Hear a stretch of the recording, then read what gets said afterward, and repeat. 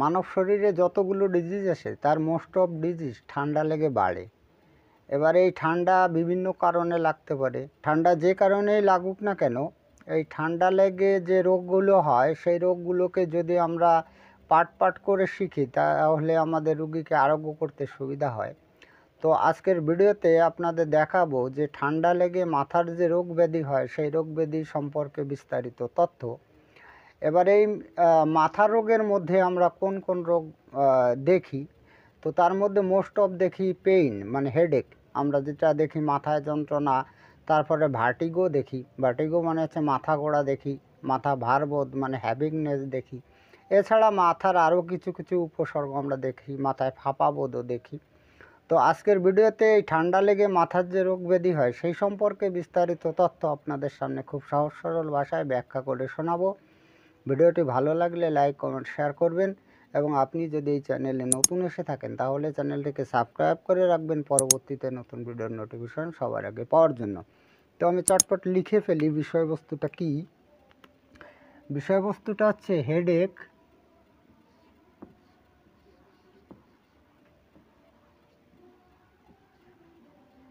Headache due to cold. এটার মানে হচ্ছে ঠান্ডা লেগে মাথার রোগ। এবার এই ঠান্ডা লেগে মাথার রোগের জন্য আমাদের বেশ ভালো ভালো রেমেডি আছে। এই রেমেডির লক্ষণগুলো যদি আমরা জানি তাহলে আমরা কিন্তু রোগীকে সহজে আরোগ্য করতে পারবো। তো আজকের ভিডিওতে এই মাথা রোগের জন্য 4টি রেমেডিসের কিছু লক্ষণ আপনাদের সামনে আমি এমনভাবে ব্যাখ্যা করব যাতে আপনি সঠিক ঔষধ নির্বাচনের মাধ্যমে রোগীকে সহজে আরোগ্য করতে পারেন। এবার এই চিকিৎসাটি পারিবারিকভাবেও করা যায় এবং চেম্বারেও করা যায়। খুব সহজ পদ্ধতি। আমাদের অর্ডিনারি কতগুলো ঔষধ আছে, সেই সমস্ত ঔষধ বিভিন্ন মাথার বিভিন্ন রোগের জন্য কাজ করে। এবার আমি 1-2 করে আপনাদের জানাই তাহলে সুবিধা হবে। আমি এই দিকে লিখি 4টি রেমেডিসের আমি লক্ষণগুলো আপনাদের সামনে দেব। তো প্রথমে আপনাদের বলবো নাম্বার 1-এ আমাদের যে বেলাডোনা যে রেমেডিটি আছে সেই বেলাডোনা ঔষধের লক্ষণ সম্পর্কে আপনাদের জানাবো। এবার এই বেলাডোনা ঔষধের যে লক্ষণগুলো থাকে সেক্ষেত্রে আমরা দেখব যে বেলাডোনা রোগীদের এই ঠান্ডা লেগে যে মাথায় যন্ত্রণা হয় বা মাথা ঘোরা হয় উভয় ক্ষেত্রে কিন্তু আমরা ব্যবহার করতে পারি এই বেলাডোনা ঔষধটি। এবার আমি বলি যে মাথা ঘোরার ক্ষেত্রে বেলাডোনার ক্ষেত্রে কেমনটা লক্ষণ দেখা দেয়। যদি বেলাডোনা রোগীর যদি মাথা ঘোরে তাহলে বাঁ দিকে এবং পিছন দিকে পড়ে যাওয়ার উপক্রম হয়। এটা আপনাকে মনে রাখতে হবে। মাথা রোগের মধ্যে ভার্টিগো একটা রোগ, মাথা ঘোরা। তো মাথা ঘোরার ক্ষেত্রে বেলাডোনার কিন্তু এই লক্ষণ থাকবে। এবার মাথা ব্যথার ক্ষেত্রে কীরকম ধরনের লক্ষণগুলো থাকবে। মাথা ব্যথার ক্ষেত্রে তীব্র দপদপানি বেদনা থাকে এবং মাথা কিন্তু গরমও হয়ে যায়। বিষয়টা বোঝা গেল। তার মানে আমি বলতে চাইছি যে আমাদের বেলাডোনার যে মাথায় যন্ত্রণা সেটার প্রকৃতি বা নেচার হচ্ছে বাস্টিং পেইন, মানে দপদপকারী মাথায় বেদনা। এবার এই বেদনাটি ডান দিকের রগে বেশি হয়, এই যে এই দিকটায় কেমন যেন দপদপ ভিতরে দপদপ করে, বাস্টিং পেইন বলা হয়। এটা কিন্তু অবশ্যই থাকবে। এবার এই বেলাডোনার যে রুগীদের যে মাথায় যে অসুবিধাগুলো, সেই অসুবিধাগুলো স্পর্শে, শব্দে, আলোতে, বিকালবেলায় চুল কাটালেও কিন্তু বাড়ে এবং ডান দিকে চেপে শুলেও কিন্তু বাড়ে। তো দেখুন এই বাড়ার বিষয়গুলো মনে রাখতে হবে। আলোতে বাড়ে, শব্দে বাড়ে, তারপরে হচ্ছে ঝাঁকুনিতে, যদি ঝাঁকুনিও লাগে তাতেও বাড়ে, বিকালের দিকে বাড়ে এবং চুল কাটলেও কিন্তু এই মাথার সমস্যাগুলো বেলাডোনা রোগীদের ক্ষেত্রে আসে। এবার আপনাকে জানতে হবে যে বেলাডোনার উপশমটা কিসে হয়। বেলাডোনার উপশমটা কিন্তু রোগী যদি পিছনের দিকে একটু হেলে বসেন তাহলে কিন্তু বেলাডোনার এই মাথার যে অসুবিধাগুলো সেই অসুবিধাগুলো কিছুটা উপশমিত হয়। এবার এই বেলাডোনা এই মাথার রোগের ক্ষেত্রে আপনি 6 বা 30 শক্তি সূক্ষ্ম মাত্রার ডোজ বানিয়ে আপনি কিন্তু ব্যবহার করতে পারেন। এবার সূক্ষ্ম মাত্রার ডোজটা আপনি কিভাবে বানাবেন সেটা আমি এই ভিডিওটার শেষের দিকে খুব সহজভাবে ব্যাখ্যা করে শোনাচ্ছি। এবার আমি নেক্সটে বলবো ঠান্ডা লেগে মাথার অসুবিধার জন্য ভীষণভাবে কার্যকারী আরেকটা রেমেডিসের নাম, সেটা হচ্ছে DULC, এটার সংক্ষিপ্ত নাম হলো, এটার নাম হচ্ছে ডাল ক্যামেরা। এবার ডাল ক্যামেরাটার ক্ষেত্রে রুগীদের কোন ধরনের লক্ষণগুলো দেখা যাবে?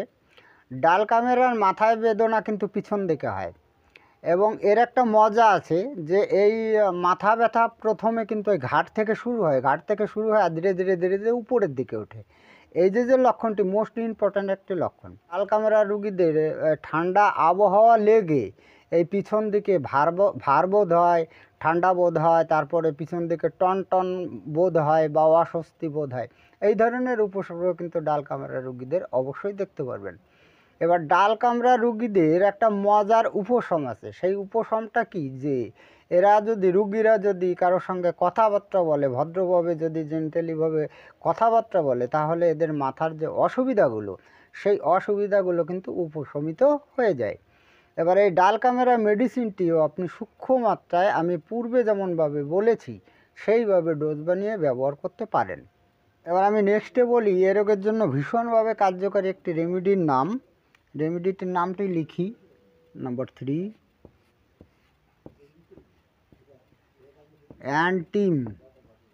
অ্যান্টিম সি, মানে অ্যান্টিম ক্রুড।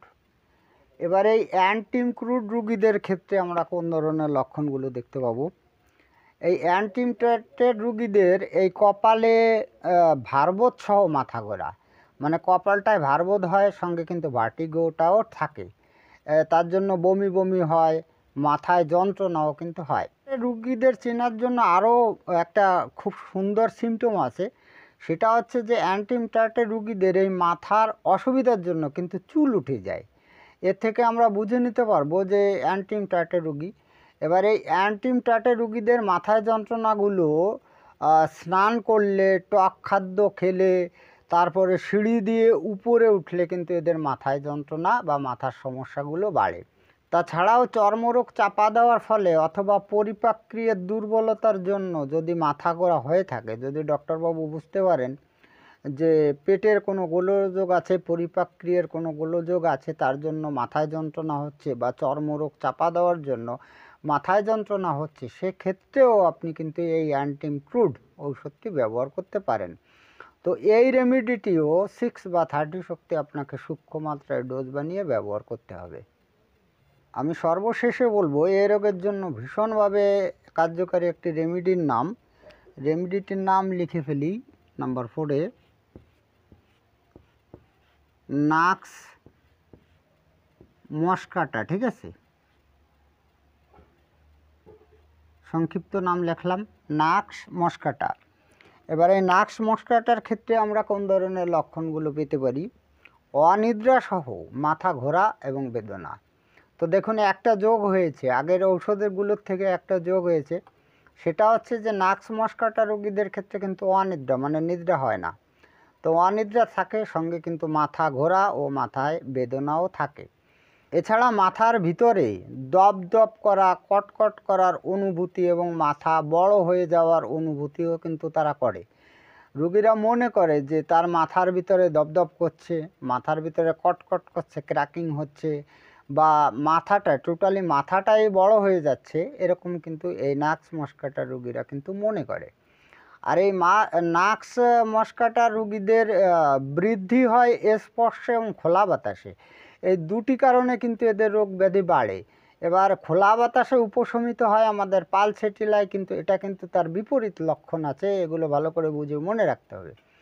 এবারে নাক্স মস্কাটা আপনি সূক্ষ্ম মাত্রার ডোজ বানিয়ে 6 বা 30 শক্তি পূর্বের মতোই ব্যবহার করতে পারেন। এবার আপনাদের আমি বলেছিলাম যে সূক্ষ্ম মাত্রায় কীভাবে ডোজ বানাবেন সেটা আমি বলে দিচ্ছি, এবং 6 শক্তি বা 30 শক্তি আপনি কি দিনে কতবার ব্যবহার করবেন সে সম্পর্কেও স্পষ্ট ধারণা দিচ্ছি। স্যার, হানিম্যানীয় নীতি অনুসারে সূক্ষ্ম মাত্রায় ডোজ আপনাকে নিজেই বানিয়ে নিতে হবে, সেটা হচ্ছে 500 ml আপনি ড্রিঙ্কিং ওয়াটার আপনাকে নিতে হবে। এবার এই 500 ml ড্রিঙ্কিং ওয়াটারের মধ্যে আপনার নির্বাচিত ঔষধ, মানে এই যে 4টি ঔষধের কথা আমি বললাম, তার মধ্যে থেকে রুগীর ক্ষেত্রে সর্বাধিক বেশি লক্ষণ যে ঔষধটার মধ্যে রয়েছে, সেই ঔষধটাই হচ্ছে আপনার নির্বাচিত ঔষধ। এই নির্বাচিত ঔষধের আপনাকে দিতে হবে 1 ড্রপ। 1 ড্রপ মানে হচ্ছে 1 ফোঁটা। এবার 1 ফোঁটা দিয়ে এটাকে ভালো করে ঝেঁকে মিশিয়ে নিতে হবে।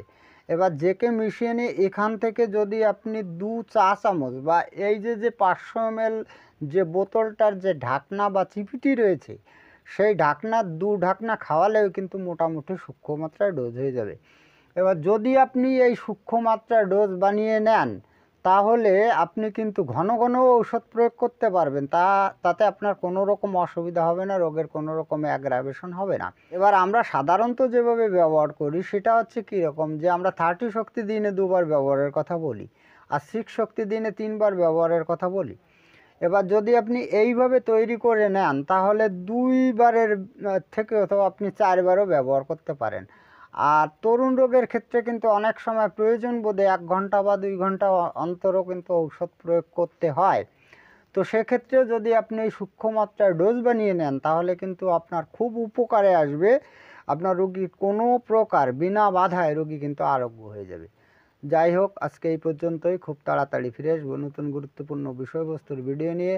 দেখা হচ্ছে নেক্সট ভিডিওতে। ততক্ষণ আপনারা ভালো ও সুস্থ থাকুন। জয় হ্যানিম্যান, জয় হোমিওপ্যাথ।